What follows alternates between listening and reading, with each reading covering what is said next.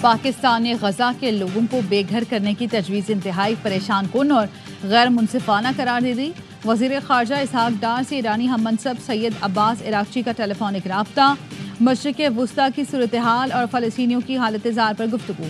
ترجمان دفتر خارجہ کے مطابق وزیر خارجہ اسحاق ڈار نے کہا، فلسطینی سرزمین فلسطینی عوام کی ہے۔ سلامتی کونسل قراردادوں کے مطابق 2 ریاستی حل ہی واحد قابل عمل اور منصفانہ آپشن ہے۔ اسحاق ڈار نے OIC وزرائے خارجہ کا غیر معمولی اجلاس بلانے کے لیے پاکستان کی حمایت سے بھی آگاہ کیا۔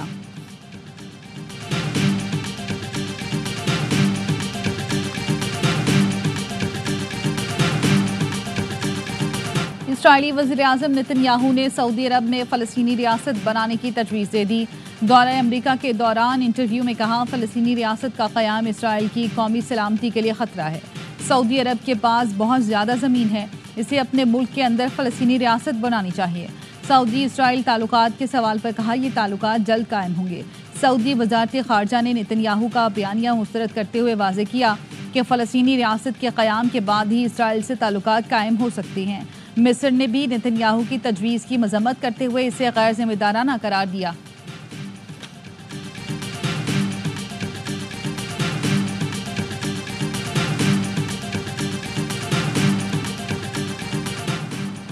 طاقتور بحریہ سمندری تجارت کے تحفظ کی ضامن ہے۔ پاک بحریہ علاقائی امن و سلامتی کے لیے اہم کردار ادا کر رہی ہے۔ وزیر دفاع خواجہ آصف کا محفوظ سمندر خوشحال مستقبل کے عنوان سے امن ڈائیلاگ کی افتتاحی تقریب سے خطاب۔ پاک بحریہ کے سربراہ ایڈمرل نوید اشرف کا کہنا تھا، امن ڈائیلاگ کا مقصد بلو اکانومی کا فروغ ہے۔ کراچی میں صبح 6 سے رات 11 بجے تک کوئی ڈمپر نہیں چلے گا، سندھ حکومت نے پابندی لگا دی۔ Sindh solid waste management board کو 3 ماہ میں آپریشن رات کے اوقات میں شفٹ کرنے کی ہدایت۔ چیف سیکرٹری سندھ کی زیر صدارت ہنگامی اجلاس میں کراچی میں چلنے والی بڑی گاڑیوں اور ڈرائیورز کی فزیکل ویریفیکیشن کا فیصلہ۔ واٹر بورڈ کے ٹینکرز کی 1 ماہ میں انسپیکشن کی ہدایت۔ DIG ٹریفک کو ٹریفک چالان 4 گنا بڑھانے کی ہدایت۔ چیف سیکرٹری کا کہنا تھا، حادثات کی بڑی وجہ ٹریفک قوانین پر عمل نہ ہونا ہے۔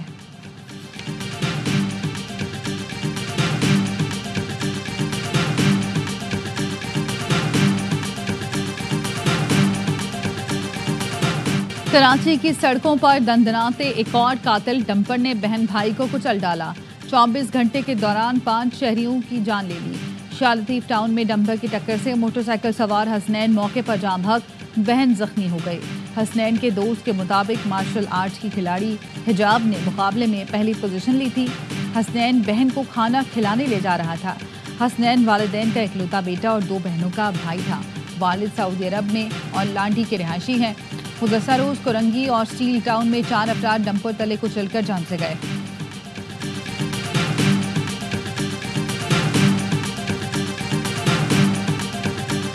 ڈمپرز کو روکنے کے لیے خود سڑکوں پر نکلوں گا۔ گورنر سندھ کامران ٹیسوری کہتے ہیں، سڑکوں پر اس وقت نکلوں گا جب ہیوی ٹریفک کا نکلنا ممنوع ہے۔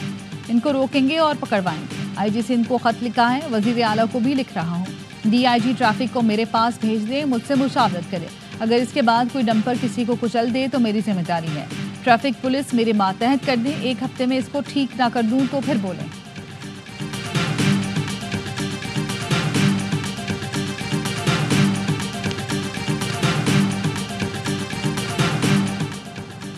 خیرپور میں خسرے سے مزید 2 بچے جاں بحق۔ رواں ماہ خسرے سے جاں بحق بچوں کی تعداد 7 ہو گئی۔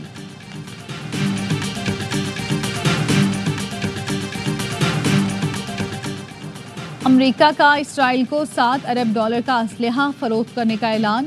امریکی میڈیا کے مطابق محکمہ خارجہ نے کانگریس کے جائزے کے بعد اسلحہ فروخت کا اعلان کیا۔ امریکہ اسرائیل کو زارو ہل فائر میزائل اور بم فروخت کرے گا۔ اسلحہ فروخت کرنے کا اعلان اسرائیلی وزیر اعظم کی صدر ٹرمپ اور دیگر حکام سے ملاقات کے بعد کیا گیا۔ بائیڈن انتظامیہ نے بھی اسرائیل کو $20 ارب کے اسلحے کی فروخت کی منظوری دی تھی۔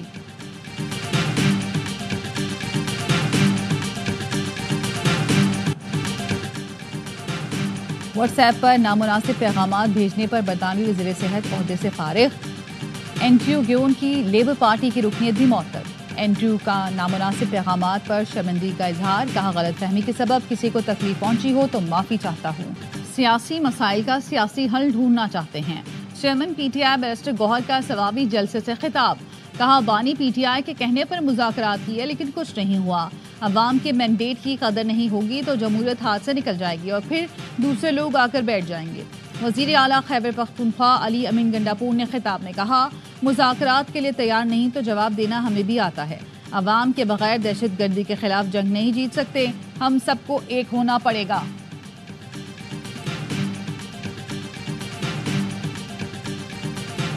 میں کسی سیاستدان کو جیل میں قید کر کے ان کا مقابلہ نہیں کرنا چاہتا۔ میں اعتراف کرتا ہوں ہم کچھ زیادہ شدت کی طرف چلے گئے تھے۔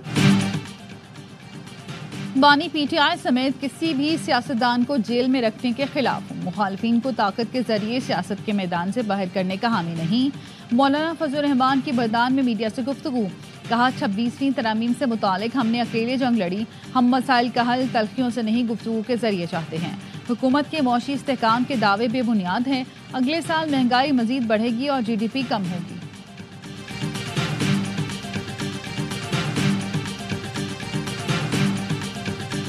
ایم کیو ایم میں انتظامی تبدیلیاں، چیئرمین خالد مقبول نے 11 مرکزی اراکین کمیٹی کو مختلف تنظیمی شعبوں کی ذمہ داریاں دے دیں، عہدوں کی تقسیم پر اختلاف، ذرائع کا کہنا ہے مصطفیٰ کمال اور انیس قائم خانی نے سی ای سی آفیشل گروپ لیفٹ کر دیا، اختلاف رکھنے والے رہنما کارکنان کے ساتھ بہادرآباد مرکز پہنچ گئے، شور شرابہ کیا، کمیٹی اراکین کے ساتھ تل کلامی ہوئی، فاروق ستار کا کہنا ہے سوشل میڈیا پر سرکولر کو جھوٹا قرار دینے کا پروپیگنڈا کیا جا رہا ہے، کسی کو اختلاف ہے تو اس کا اظہار پارٹی کے اندر رہ کر کرنا چاہیے۔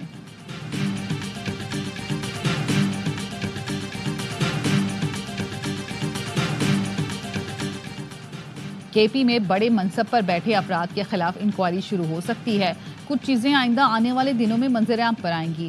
نون لیگ کے رہنما بیرسٹر عقیل کی پروگرام اعتراض ہے میں گفتگو، کہا کرپشن سے متعلق انکوائری ہوتی ہوئی نظر آ رہی ہے، جو کے پی کابینہ کو لیڈ کرتے ہیں ان کے خلاف بھی انکوائری ہو سکتی ہے، تیمور جھگڑا کے کابینہ میں آنے والے رکاوٹ ہٹ سکتی ہے۔ علی امین گنڈاپور کی ثوابی میں تقریر کے بعد مسائل کھڑے ہونے والے ہیں۔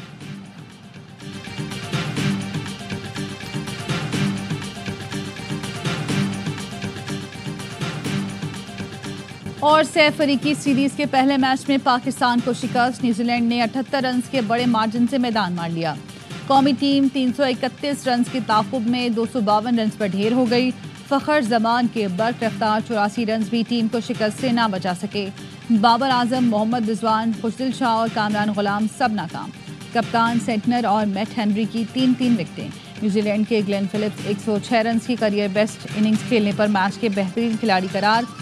سیریز کے تمام میچ دیکھیں اے اسپورٹس پر براہ راست۔